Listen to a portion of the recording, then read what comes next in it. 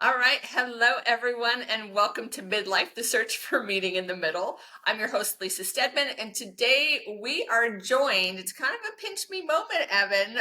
We're joined by the brilliant Evan Marc Katz. Some fun facts about Evan. He became the world's first dating coach in 2003, specializing in helping successful women create lasting love. He is the author of 4 books, and P.S. Evan reads. Look at all those books behind him. I see a lot of pink. I'm wondering if one of my books is on your shelf. His Love You podcast has over 3 million downloads, and he has been featured in hundreds, y'all, of media outlets, including the Wall Street Journal, Today, like all the things. I remember the New York Times. I remember back in the day, I was so jelly when you got on the Greg Barrett show because I had been trying to do that, and he was the guy at the time.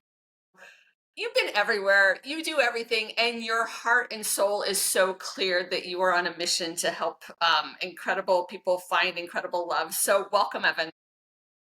Thank you for your kind words and the personalization of my corporate bio and just your heartfelt. I mean, I could feel it through the screen.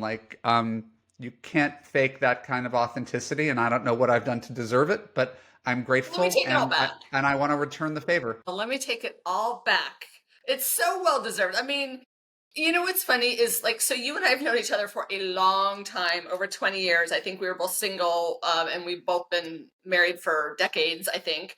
Um, but I think we've only met in person a handful of times. I think one of those was at a book signing of yours in Westwood back in the day when bookstores still existed and we were writing books for major Yeah, publishers. Do you remember bookstores? I love bookstores. My daughter, my Really? 14-year-old daughter, is a big reader and writer, so she's following in the unfortunate family tradition of being an artist. Good for her. She will be happy.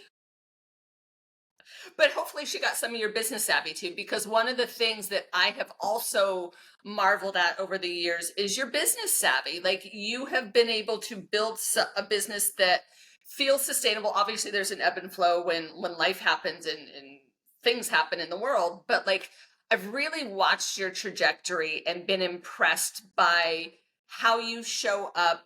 It's always in the same feeling tone, which means it's legit and authentic, unless you've got like the best, unless you're the best con man ever, which I don't believe you to be. I'm Um, not. so I just feel like you're the real deal. There have been, over the years, we've been in this space, the love, relationship, dating, breakup space for so long. I just remember there was a time, and it's why I exited. I just felt like there were a lot of charlatans out to get rich quick or famous quick. And I never got that vibe from you. You're still doing it all these years later. We're in midlife. So let's get into it. Yeah, no, thank you. You I can met say you. thank you this whole I time. met you very specifically. I was working at JDate. I was creating their online magazine, JMag. Probably asked if you would write for us for free because they wouldn't throw any money there. And you were promoting your breakup stuff at the time. I think that's where you were in your career. Yeah. And just likewise, I've admired your career trajectory, and I think it's kind of grass is always greener. I got married when I was 35, 36, and Yeah, similar. we immediately started having a family, and I had to take on the role of primary breadwinner. So I had to leave my artistic ambitions aside. There's a creative part to entrepreneurship, but I basically closed the book on the things that you've been pursuing. So I look at your trajectory with a measure of fascination, the path not taken. So it's Oh, mutual. wow. Thank you for saying that. And I will say, and I have corrected you on this many times because you're like, yeah, being a dick is awesome. And I'm like, yeah, I raise a kid. I will say the thing that has been instrumental to me being able to really pursue art so ferociously, I'm going to call it, in the last few years is that, my husband and I raised my niece at 13 months. She came to live with us full time. And then she went home a couple years later. The court decided that was what was best, and we became her part-time parents on weekends. And we had her, so we did learning how to ride a bike, learning how to read, potty training, all the things. And she would go home during the week and try. And her mother even said, "You just try and stay alive at my house, and you go over there to live." And I was like, "Well, that's sad." So we've since changed that. But I share all that to say that then during the pandemic, we switched it and we were homeschooling her during the week and she went home on the weekends. And then, second year of the pandemic, my niece decided she wanted to go home full time. And that was heartbreaking. Like, it's one of the hardest conversations I've ever had. And the first thing I said to her was, "Well, it's always been your choice." But I share that to say that not having that child in my home has given me, the one gift it gave me was freedom of time, because I gave every ounce of my weekend to that kid and I loved every minute, and I would have traded that for nothing. I'd still do it if I could. And we text every day, so it's not like she's not in my life. But there's all these trade-offs in life, to your point. And so while I lost the child in my house, I gained freedom to channel some of that sadness back into my art. So it's, there's trade-offs for everything. Agreed entirely. And so for me, I'm glad to run this business for 22 years, but I wanted to Amazing. be better than my dad, who, was also a breadwinner, supported his family, but he had to work, from 8 in the morning to 8:30 at night in New York City, Whew. and wasn't always around for dinner. So I don't work nights. I don't work weekends. I have dinner with my kids every single night. Yes. So it's just trying to not repeat whatever patterns you grew Yes. up with, and making healthier choices. So I have really good work-life balance. The only Good thing for I've traded off you. on is the artistic stuff, but I do think there's a measure of creativity to entrepreneurship that I've embraced. And most of my job is really just talking to women on Zoom, and Lucky helping man. them make better choices. And I could do that all day. Like I'm not bored of it at all. Yes. And you still, like, I know you've written 4 books. You still are a brilliant writer with everything you share on social media, because whenever I do catch what you're writing about, it deeply resonates for me, and there's a gift in that. So kudos to you for having those writing chops and sharing them with us. Gosh, I mean, I'm slow to embrace social media. It's not my preferred milieu. I really dug blogging when that was a thing. I had success Right. blogging, but I'm never gonna write anything that goes viral. But if 1,000 people read it and they find it thought provoking, I'm grateful for that too. People getting value from something you share, in my humble opinion, God, that's you job well done. But let's stop flattering each other. I want to talk about, so you were working at JDate, you were launching the magazine. What inspired you to step away from working for a company that was helping folks find love and get into your own business and become the world's first dating coach, and continue at it all these years later? I know you said you've been talking to women and you never tire of it and helping them find smart love, but I'm just curious about that journey. Yeah, I mean, I'm not going to do any self-aggrandizement. I mean, I am unsuitable to have any corporate job. I've got fired from JDate 5 different times. They just hired me in different forms and fired me every time. So I was a customer service representative who got fired. I created their magazine and I got fired. I became a dating coach on their trips and I got fired. So ultimately, You had to go I into entrepreneurship. it was a little bit like a romantic relationship where we had so much on paper we should have been able to work together, but I was always like, hey, why don't you call me the date doctor and charge like $50 a person to help people write their profiles? And they said, shut up, answer the phone. So I just had ideas and they didn't see me having a larger role there. And so since I couldn't find a home within a corporate structure, I just created it myself. And in Yes. 2003 is when my first book about online dating came out, and it's when my eCerno program, which is an online Remember, dating E profile. Cyrano. Yes. Yeah, so we wrote people's online dating profiles, And that became a news story. Not because of any media savvy. It was just no one had done that before. So suddenly I was like the online dating guy, but all I was a failed customer service representative. Um, I come from humble beginnings, and then online dating profiles led to, oh my God, I'm getting all this attention. What do I do now? I said, well, you flirt. I don't know how to flirt. Okay, let's log into Match.com. I'll show you how to flirt. So I was just making it up as I went along, and I grew into the job and became the thing that I said I was. So I was Yes, I so get that. coaching for 5 years, making it up, and then eventually I was like, oh, I'm now married. Now I have a system, but there wasn't a plan. There were no other people doing it. So it was kind of cutting my way through the jungle with a machete, looking for a path. Yeah. But I didn't have a path. It was just kind of responding to what women said they wanted and then creating it. Well done. I mean, it's the fact that you have the staying power at it and still get joy from it. I mean, that's all you can hope for from a career, as far as I'm concerned, to create impact and find meaning in that impact.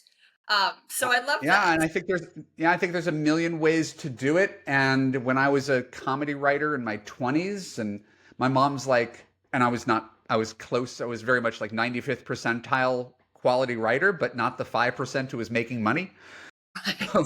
Right? I know you know the feeling of I know the feeling. being good enough to have agents and managers and meetings and still not have any income. Yeah. Um, Once I kind of pivoted, it was my mom was like, you should be a psychologist. You're really good with people. And I was like, Ma, I don't want to go back to school. Can I just be myself for a living? There's got to be something I could do where I could be Yes. myself. Ooh.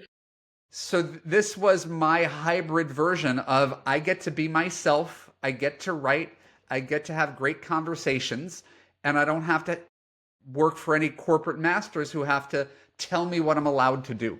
So I Right. found a career that's perfect for me. And and so why would I ever leave it? Like I don't have a plan B because I really like my plan A. Plan A's working for you. So let's talk about these women that you have worked with over the years and that you continue to work with. They are smart, they are successful. I see you post about like specific scenarios a lot, which always fascinate me because they resonate, I can relate. So what do you see as the biggest obstacles in a successful woman's path to finding, attracting, and then maintaining term loving relationship? Yeah, and there's a lot I know. We could embedded in that have a question. weekend. Yeah, I might have a 6-month course answering that question. Um, I bet you do. but but I think the thing that I'm on right now, and I wrote an op-ed piece that did not get published in the New York Times, but I was really proud of it. Um, I think people are in a really pessimistic place when it comes to online dating men, marriage. Yes. And if you are a smart, successful woman and you have a rich, full single life where you get meaning from your work, you get well compensated for your work, you have close friends and hobbies and travel, and dating feels really soul sucking, it becomes easy to wrap yourself in what I call safe solitude. Right? And safe Mm, solitude is if relationships and men have always disappointed me and failed me, right? And have always dragged me down, why right. would I ever choose that again? I would rather be single and thriving than be in a bad relationship. The problem is we then get really comfortable here and don't avail ourselves to the possibility of a good relationship that elevates you and nurtures you. And so this becomes a very safe place to be is alone. If you don't date, Right. if you don't date, no one could hurt you or disappoint you, Yeah. but no one could ever love you in that way either. So to me, it's just a place where people are getting stuck and saying, well, I'd rather be alone than dating or in a shitty relationship. And then we close off the possibility of a great relationship. I so get that. So how do you help women overcome that hurdle of opening up to the possibility that it could be great? I think I think we think our past is indicative of our future, Yes. right? So I'm up against some pretty big odds when people hire me. You get a woman who's, 55, divorced twice, and her story is nothing ever works. There are no Yeah. good men. I'm too old. Men are intimidated by my success. Online dating's terrible. These are all things that are limiting beliefs. Limiting beliefs are partially true, but not totally true. So we can point to online dating and say what's wrong with it and be honest about it. Yeah. And we could also point out that 50% of all couples meet online. So which is it? Right? And we could talk Right. about how men are just looking for one thing, right? And I've got the dick pics to prove it. But then again, there's 65 million married men in America, and no one pointed a gun to their head about committing. So which They're is it? sending dick pics to other women. But I think the idea is we have a very, very narrow narrative, right? And it's based on our We previous do. experiences. Absolutely. So that if we make different choices in the future, we could carve out a different path than our past. So Yeah. any woman who's 50 who says, I've dated for 30 years and men are trash, the men you've chosen were trash. That doesn't say anything about all the men. It says if you spent 20 years raising a family with some selfish gaslighting guy, that says nothing about me. That says something about the choice you made and doubled down on. So how do we make different choices that are aligned with our values in the future? So you never have to be in another bad relationship. You are better being single and looking. Yes. And right, that's why I tell women you're the CEO of your love life. Men are interns. Yes. Men are interns applying for a job. And if we have to hold the job open for a few years until we find a good one, great. Go out with one guy a week for the next 50 weeks. You're going to find someone you like. I love this. I also see how you are masterful at overcoming sales objections in a sales conversation with a potential client because the biggest obstacle is the willingness, in my opinion, is the willingness to believe that the future is different than the past. And you've just laid the foundation for why it is. Uh, well, we all have evidence of it in our own lives. If Yeah. we look back at ourselves 5 years ago, 10 years ago, 15 years ago, we look at the arc and the growth of who I was then, and I thought I knew everything then, but gosh, I didn't really. So if all we have to do is break it down into those component parts. You're not the same woman at 50 that you were at 30. You're not the same woman at Right. 30 you were at 20. And so, what trajectory do you want to be on? You know what it's like to be a smart, successful single woman. And if you are fine being 70 and alone, I don't judge you, but you didn't reach out to me to be 70 and alone. Right. So, there's always an emotional component to it that we have to acknowledge. Nobody reaches out to me to tell me how damn happy they are. Right. Right. I feel your heart in this moment, and I feel like you're a safe space for women who want to have hope again to fan that flame and make different choices. I'm so excited for your clients in this moment. But truly, I think that's where my job has changed from sort of the tactical side of online dating, right? The Okay. tools to write a clever profile and flirt. Now I'm kind of like a stand for optimism and love, like Yeah. just representing the thing that you have, right? But you and I are not necessarily special people. So No. if I have it and you have it and we arrived at it differently, why should everybody close themselves off to this possibility in the future? Yeah. So true. We're in midlife. Welcome to it. I love it. But finding love in midlife can often look different when you're younger. Maybe you have kids, maybe you've been divorced, maybe you've remained single, but you're taking care of aging parents. I'm wondering if you've noticed, and if you could share them, some specifics around challenges of finding love, women finding love when they're in midlife. Um, I think if we look at everything through the lens of strengths and weaknesses and trade-offs, right? The strength is that you've never been a better version of you than you are now. Like whatever you've been through, whatever resilience and the ups and downs and the lessons you've learned about life, you're a better version of you and theoretically should be more discerning at this age than you were 5 years ago, 10 years ago, 20 years ago. And hopefully your tastes have evolved over time where you're not just going for the sexy bad boy guy who's always Right. disappointed you. You could say, oh, I see why that's attractive. It also has a really high failure rate, and I'm not going to touch that hot stove again. So then your tastes mature over time, and you don't always know what you are looking for, but you could be pretty quick in figuring out what you're not looking for, Yes. right? So we can feel more comfortable being alone, right? I don't need a man to support me. I don't need a man to define me. Good, right? Yeah. Partner should be additive. The Yes. part that gets difficult for people as they get older, we get a little stuck in our ways, right? We get a little Yep. pessimistic. Yeah. We get a little busy. So dating goes to the Yes. bottom of the list of things to do. There's always something that's a little more joyous for people, right? We And become convinced that we need to date the opposite sex version of ourselves, which also isn't true. no, that's very not true. I do have a question here around, you said like this is the best version of ourselves, but how do you handle or address when past pain is creating bitterness and not the best version of ourselves because we're stuck in stories? Okay, that's really, really well said, Lisa, about being stuck in stories. I mean, I think Yeah, that's thanks. important, and it's hard because our stories, our past, our beliefs, that is the lens through which we view the world. Right. Right? The problem is the lens through which we view the world can be skewed.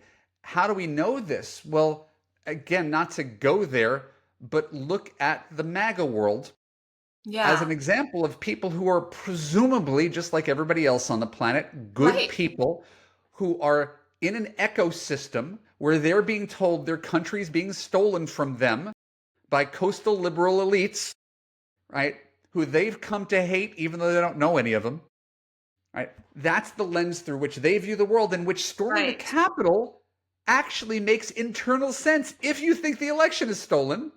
That's Yeah. actually a logical offshoot if you've been told that, right? Flying built planes into buildings makes sense if you've been told that America's the great Satan and you're going to heaven with 72 virgins. So I think there's a culture of pessimism around dating relationships and men, and people are buying into it and finding evidence to support it. Yes. And Lots of we need to evidence. get outside this bubble and we need to talk to good men and we need to talk to happily married people to show that your bubble may be your truth, but it's not the only truth. Not the only truth. I love that. Ooh, that's good. Okay. Love that. So, yeah, I mean, we could talk about this all day. No, Um, I'm still I'm jazzed by this, and I think it's so important. That's why I said I'm leaning into optimism around yes. online dating, dating, men, relationships, marriage. I was on the phone with a client yesterday. She's like, I'm afraid to put that I want to be married and have kids in my profile because most guys don't put that.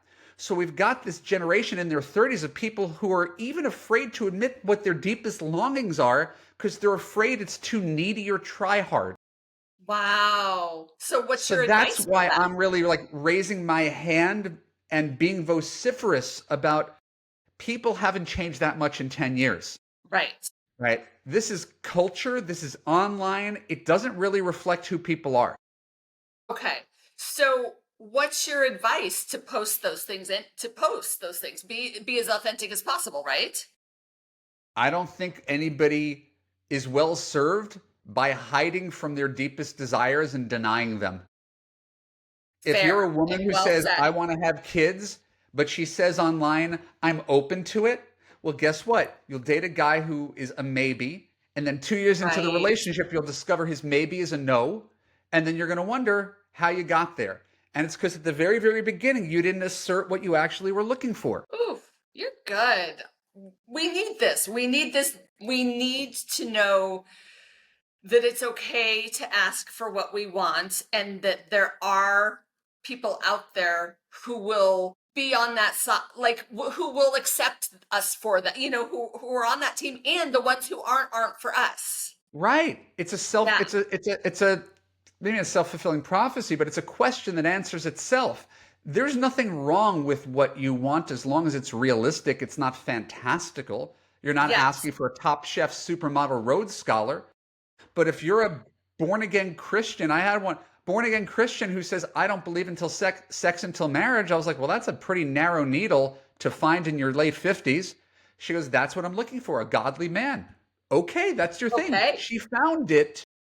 She found it because she held out for it.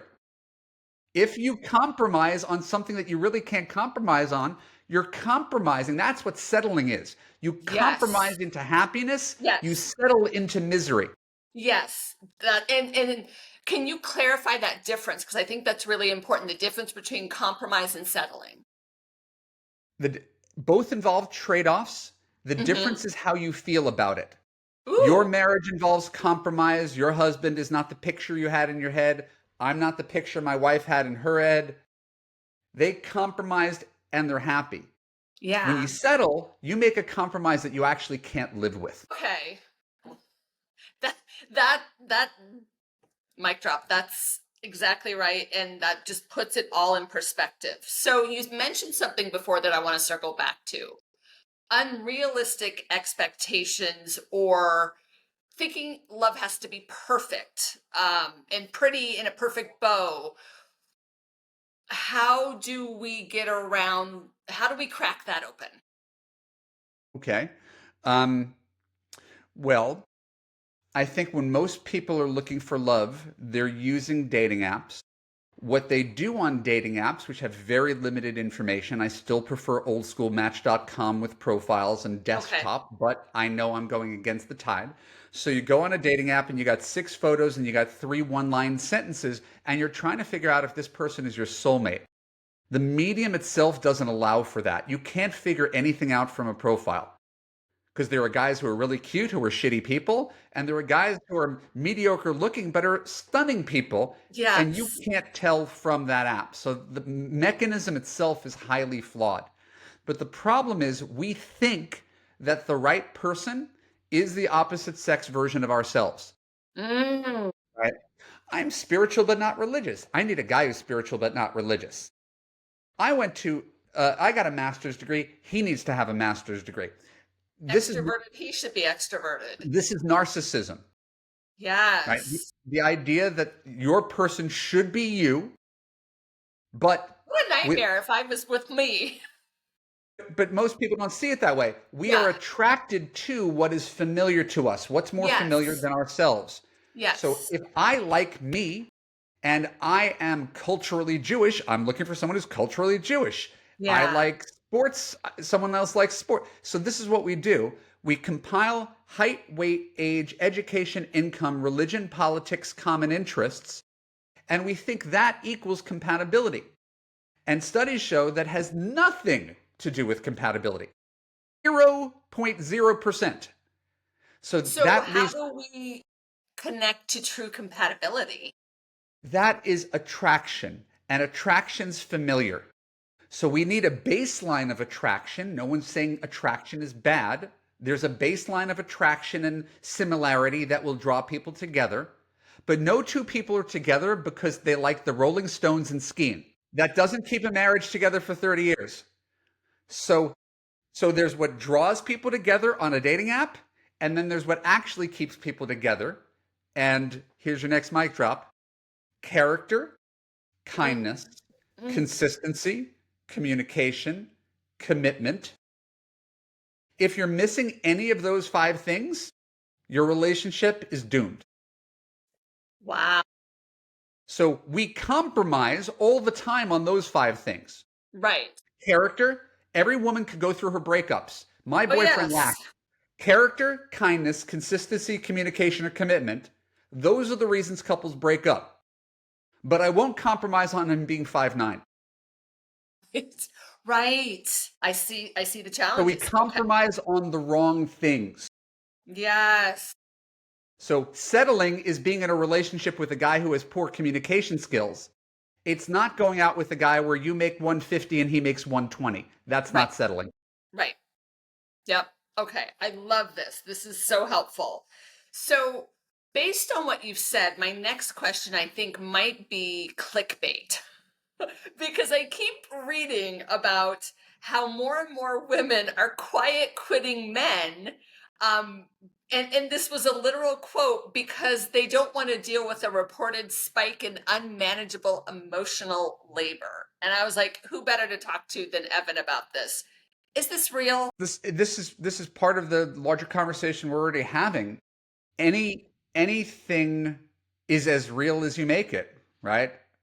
Our country is being stolen from us is real if you squint really hard and find certain news sources. So if you buy into the idea that men having emotional needs is unreal, undesirable, then okay. I feel like But 5 years ago we wanted them to be more emotionally vulnerable. right, so we've created, and again, if I coached men, I could go off on all their blind spots, their flaws, their unrealistic expectations of women. I happen to coach women, Yes. but I'm not attacking women. I just happen to coach women. So I want to Yes. be very, very clear. And you're not This is not attacking a men defense. either. This is not a defense of men. But sometimes we get to a point. I want a guy who is a self-made millionaire and is really ambitious, but he's home at 5 to make me dinner. My second book, 2006, there was a chapter called "Men Don't Go Both Ways." And it was this thing you brought up. It's this paradigm. I want the Marlboro man. He's Right. successful and he's stoic and he could take care of me and he could beat up the bad guys and he could put a roof over our heads and he could fix the It's stuff in the emotionally solid. backyard, right? I want the Marlboro man, that masculine energy.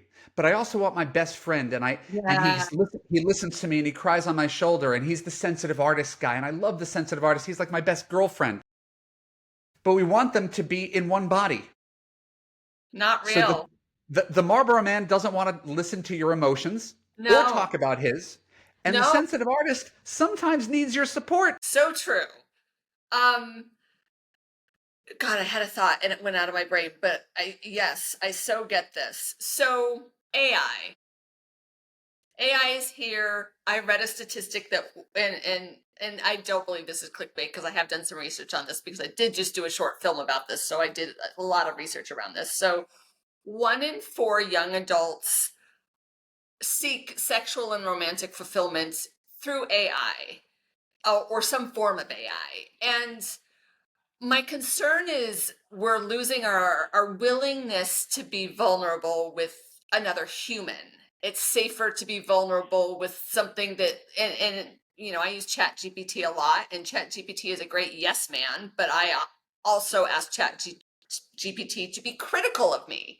So and what I love most about my husband and why I'm the human I am today is because every day, and I mean every day, most days at least, he challenges me to be a better version of myself.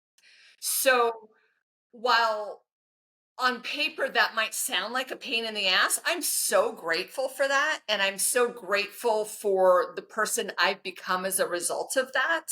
So, what are your thoughts around AI and how that might be changing dating, the search for love, companionship, all of it? I think that there's a healthy middle ground in a lot of things, and we're losing it. And Yeah. that's the result of the progress of technology. So technology makes things easy, designed for short attention spans, frictionless, and customizable. Right. Yes. And the, and we can do that to some degree. We can go on to DoorDash and order a meal, and that's certainly easier than getting a sitter, making a dinner reservation, looking for parking, right? We lose something though when we have our meals ordered into us. We lose something when we think we could customize everything because there's infinite choice. I got married because of a book called The Paradox of Choice, right? Ooh, I realized I was a maximizer. A maximizer is someone who has 95% of something but wants 98% of something. interesting. So online dating is a maximizer industry. I could always look for the next best thing. So Right. now we do that. That's how you become me, going out with 300 people in 10 years, looking for the next best thing. There's always another option. Yes. Yes, in the old days, if you lived in a small town, you'd marry one of the 20 girls in your high school class. Who goes to your church or lives in your neighborhood or yes. Right, right. The more choices we have, the more kind of up here we get, and the more we think, oh, and this we could see the arc of this. Elizabeth Gilbert, eat, pray, love. You don't need a man; you need a champion. Well, okay, you need a hero. He can't just be a guy with a good heart who listens to you and tries to take care of you. He has to be a vegan. He has to have created his own Reiki practice. He has to have traveled the world and have a well-worn passport. He has to, right? We've created something that is almost impossible for anybody to fulfill. And Yeah. then real life is going to disappoint when we've created this thing. There's a wonderful book by Eli Finkel called The All or Nothing Marriage. And he talks about what he calls Mount Maslow, Maslow's hierarchy of Mhm. needs, right? Food, shelter, water, da da da da da. We've done this thing in marriage where we've gone past getting our basic needs met, and we've created something that's almost impossible for anybody to fulfill, right? And so when we find it's impossible, we say, I'm just going to opt out. And this is the perfect is the enemy of the good, right? The guy before me in my wife's life was her rebound guy after her divorce. He was getting he was getting his doctorate. He was 6'7". I am neither, right?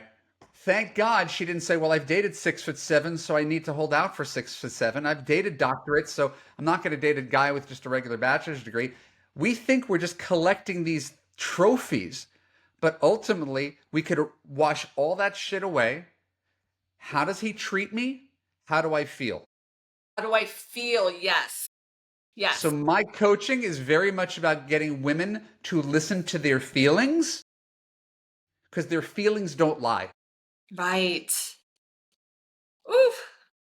In this moment, I'm just thinking about your clients and I'm so happy for them because we all need a guy like you in our life who can remind us of what's really important, whether that's a coach or a friend or whatever. I'm glad you're the coach. I'm glad you're the mentor. I'm glad you're doing the work because there's so many of us just we haven't been taught. To your point, we're leading with a lot of expectations that are neither realistic nor going to benefit us. And you mentioned something that like you would like dating apps or matchmaking or whatever would not have paired you and your wife. I want to hear more about that.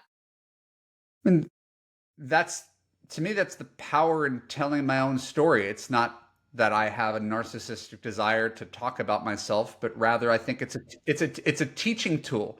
I was on JDate for 10 years. It was like, "Oh, that guy's still here?" I was that guy who's still there, right? 4-month girlfriend, go back to JDate. six Okay. month girlfriend, go back to JDate. So I'm on there forever and It's like a credit card where it's like member since. yeah, no, I mean, it's it's not a humble brag. It's I went out with 300 people. I had a count when I wrote my book. So I went out with 300 people over 10 years. I never had a relationship for longer than 8 months. If Yeah. I did not see myself marrying someone, I didn't keep it going for 2 years. So that was one thing that I think I did right. Yes. Um, and I met my wife at a party after all those years of online dating. And I was also on Match.com. So we were both on Match.com at the same time, but we would never have met on Match.com. Why? Our search criteria wouldn't have screened each other in. She wasn't looking for a Jewish guy after 16 years of Catholic school.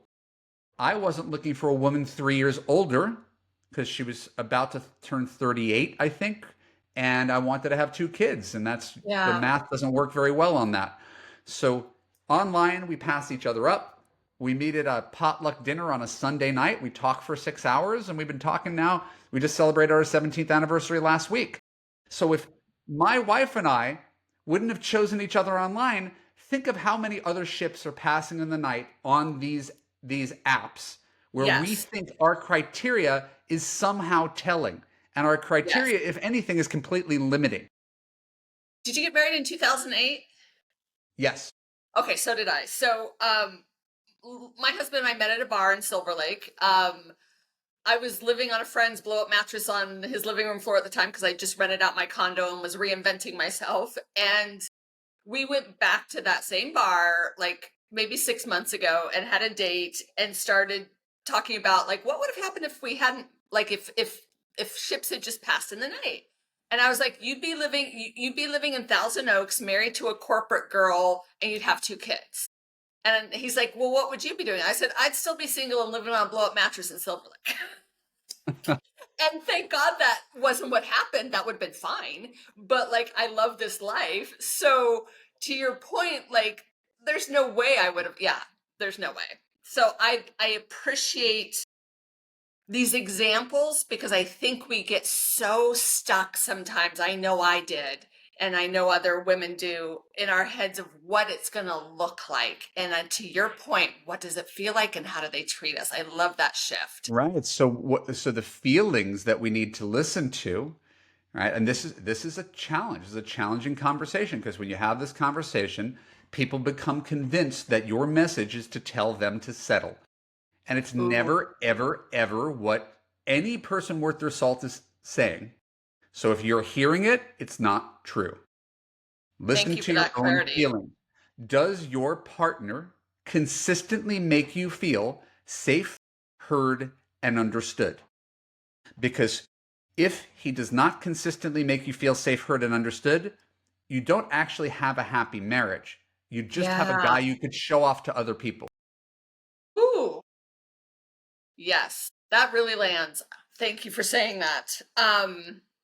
I'm mindful of time and I do want to touch on we are in midlife and there's a lot of beauty in midlife. There's also a lot of challenges. And I know that based on what you've shared online and whatever you feel comfortable sharing today, I'd love for you to share a little bit about what your wife is going through in midlife at this point in time, how you guys are navigating that together, if that's okay. Yeah, no problem. I mean, I'm Yeah, I'm an you've open shared book. it pretty openly and I admire and just resonate deeply with it. Yeah, sure. So yeah, I I would count myself as one of the luckiest people on the planet. In that I, I made some bad choices in my 20s, and I was unemployed and depressed and spinning and didn't have much to offer to women, even though I really wanted to have something to offer to women. I was too shaky to really be a good partner. Uh, I got my act together in my 30s, and I've had a really, really nice run since then. And so I'm just very appreciative because I know what it's like to struggle and I know what it's like to fail. Yes. So at this Same. juncture in my life, I've been coaching for 22 years. I've been married for 17. I got 14 and 13-year-old kids who are really close friends, and they seem to still enjoy us.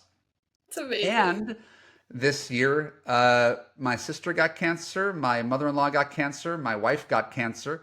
I had to evacuate my house due to the LA fires. There have been major challenges that have been thrown my way. And while I'm still in the middle of it, my wife's about halfway through chemo right now. Okay. Um, What's she doing? I don't know how to say it without sounding kind of Pollyanna. I'm really happy. Our I get there's our life is really, really good, especially when you look at how many other people struggle, either financially or emotionally. Um, yes, not to we're mention if you've got both those things, it just compounds things. right. So, we know it's also not going to last forever. Our kids are going to go off to college. That's going to change our dynamic. Um, um, our parents are turning 80 this year, so there you could see the light at the Have end of that either of you tunnel. lost a parent yet? I lost my dad at 26. Oh, Okay, very early. Sudden. He was my age. He was 53. Woo! That's But that was sudden. That wasn't, it was a heart attack. It wasn't 10 years of dementia. Right. So I wouldn't recommend that to anybody, but it wasn't a long drawn out process like a lot of people have to deal with. So, Yeah. honestly, it's just extremely lucky. And so Yeah. the question is, are we going to be resilient when our luck runs out? Ooh, And yeah, right. so far we're growing together. And my wife has a naturally sunny disposition and is handling cancer like a champ. You wouldn't say she's a fighter. That's not her personality, is Yeah. fighter. She's just other people are like, I'm going to go online for 17 hours a day and look at special diets and meditations and unique treatments that I could find in Mexico. And my wife is like, I'm going to watch How I Met Your Mother reruns because that makes me happy. Yes. So she's just kind of like, I'm in doctor's care. They say I'm going to be fine. So I'm not going to spend any more mental energy on it. And because she's fine, everybody say, how are you? How are the kids? We're fine because she's Yeah. fine. Yeah. That's so great. I'm so glad to hear that. Are the other folks in your life who are dealing with cancer, how are they doing? Everybody else caught it at stage one, so it Okay. was 1 month of radiation, and they're pretty much fine. My wife was advanced stage two, triple negative, Oof. so it's a longer course of action. That will be a minimum of 6 months of chemo, followed by Yeah. surgery. So we just can't really get ahead of it. We don't know when it's going to end, but we're treating this more like the pandemic as an interruption rather than life or death. We're framing it as this is going to be a rough X number of months, but Yes. it's not going to alter the course of our lives. Yes. I so appreciate that mindset. I have a neighbor 2 doors down who is in her final of 6 rounds of chemo. We have another neighbor who just got an operation and didn't get chemo. And I'm like, I hope that was the right choice and not just bad health care. You just never know. But I feel like it's not just that we're in midlife. I just feel like there's an uptick in these sorts of things for folks, and it's alarming. And I think minding the mind, because you can't control the journey. So I'm grateful for the space that you all are in. Yeah, and I'll be candid. I don't know if I've said this exactly this way before, certainly not in a public way, but last year I was having issues with my job, and that emotionally was strangely harder for me than my wife's cancer. And my wife's cancer is actually life and death. So I started to think why. And the answer was because my wife is in doctor's care and there's a plan. Last year, when I was struggling with business, I didn't have a plan. And Right. I'm the sole breadwinner. So I was like, I have to figure this out. Every second of the day is what am I going to do? What am I going to do? What am I going to do? This one, I don't spend any mental energy wondering. My Because wife is she in the knows hands she's of in good hands. professionals at Cedar Sinai. So I'm going to trust the professionals and I don't have to carry Yes. that mental load. And so it's strange that in more dire circumstances, I'm calmer. Well, I also really understand that. I think that the pressure of being the breadwinner, uh, you know, I I've been the breadwinner. My husband's been the breadwinner. We've taken turns, and then we both mostly, contributed over the years. And the times when I've been the breadwinner, it is stressful. And I just remember there were moments where I felt like I was failing us when I felt like I was failing in my business. So it wasn't just that, you weren't just worried about yourself, you had a whole family to think about. Right. Yeah. Right. And so that's the thing that I voluntarily took on. I don't, judge or blame, but my wife is on eternity leave. That was something she chose to be on eternity leave. And so, I fell into the same role that my dad fell into in the 70s. Like Yeah. that's who I am. But we live in Kardashian land. Like this is not for the faint of heart. So, you know, Yeah, we uh, filmed we actually filmed my short film out in your area. yeah, Um, it's a great place to live. It's a great place to raise a family. Lovely place. And if I lived in Ohio, I wouldn't be as stressed. So, I got to make the best of these circumstances, and I those problems actually got solved. And so I just that's why I Yeah. said you're catching me, Lisa, at a time that not that it matters to your listeners, but I'm in really good spirits, and I feel like I've never been more effective at helping women. I couldn't do the things I do now that I did, like 10 years ago. I wasn't equipped for it, because I Right. was 43, not 53. Right. So I'm bringing all of that experience and wisdom and compassion. I think I've actually become more compassionate as I've gotten older too. When you listen to women for 4 hours a day, you can't listen to women and then ignore women's needs. So No. I feel like everybody listening, hopefully you're a better version today than you were. And then what are you going to do to correct your own mistakes from the past? So I'm in Yeah. the act of correcting mistakes from my past. I love that. And I think we are conditioned by society to fear midlife. And to your point, the things we are equipped for in our 50s, I wouldn't have been equipped for a decade ago. And I'm so grateful for that journey, even though there's some more gray hair and some other things. Um, One last question. Is there, and you maybe you've already answered it, but is there anything expected about midlife that you haven't touched on that surprised or delighted you about entering, especially the 50s? I think because everybody's online and everybody fills in this space, which again, with great respect to everybody who's talking about this, it's now become sort of a cottage industry, right? And I think that's kind of a good thing. The same way that, 20 years ago, I kind of hung out a shingle as a dating coach, and now there's thousands of dating coaches. Like, Yeah. it's proof of concept that this is a thing that's worth talking about. How Yeah. could we be better at dating relationships, understanding the opposite sex? That's proof of concept. The fact that right now there's a whole bunch of people talking about midlife and menopause is a good thing, right? This is something that's been largely unexplored. How do we make sense of this, especially when people live to 90 now? Hey. I joined Modern Elder Academy, Chip Conley, if you follow Chip, Okay. who's he calls it what is it, a midlife wisdom academy, right? The whole point is, yeah, if you go to meawisdom.com, I've been to one of his retreats and I've done some speaking for them. But basically, it's you're in your 50s, you're in your 60s, your kids are growing, your parents are aging, the nature of your career is changing. Where do you find structure, meaning, purpose, right? It's a big fuzzy time period that people are now analyzing the way I've analyzed dating and relationships. So I'm really grateful Yes. to folks like you who are stepping into this space and trying to make sense of something where there hasn't really been a roadmap for it. Yeah. I'm excited about it. I love being midlife, and I thank you, my friend, for joining me today in midlife on this podcast. And thank you for being who you are, and thank you for sharing your gifts with the world the way that you do.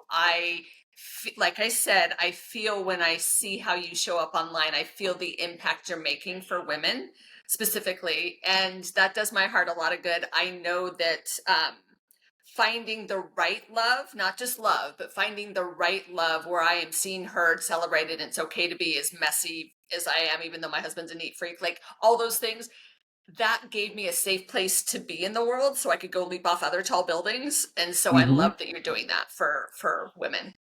Yeah, no, you walk the walk, Lisa. That's why you've been able to reinvent yourself so many times and been able to impact so many people in different mediums. Is you've shown a particular adroitness at doing so in a way that I can't see myself doing.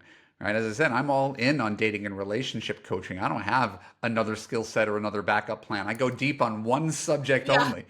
So, thank you for bringing your gifts to the world in so many ways. Thank you. All right. Well, thanks everybody for watching. And we will post some links so you can check out Oh yeah, Evan's I got a work. gift. Oh, well, tell us. Yes, please. Then thank you. It's okay. I prepare a gift when I'm a guest on a podcast. So my name's Evan Marc Katz, EvanMarckKatz. You could find me on YouTube and Instagram and evanmarckatz.com. So if you go to evanmarckatz.com/midlife, you can go to that page, put in your name and email address, and get a special report. I think their special report is the 10 men you should absolutely not date because people are trying to figure out who should I avoid wasting time with. The good Yes. news, it's pretty easy to figure out in the first 4 weeks of dating before you've slept with him, before he's your boyfriend, whether you should even begin to embark on the journey. So I love go to that page, put in your name and email address. I'll send you free dating and relationship advice. And if you are enjoyed today's podcast, I have a podcast called the Love You Podcast. That's it. and check it out. Millions of downloads. It's awesome. Please go explore that. There's a wealth of content there. Yeah. Thanks, everybody. Thank you.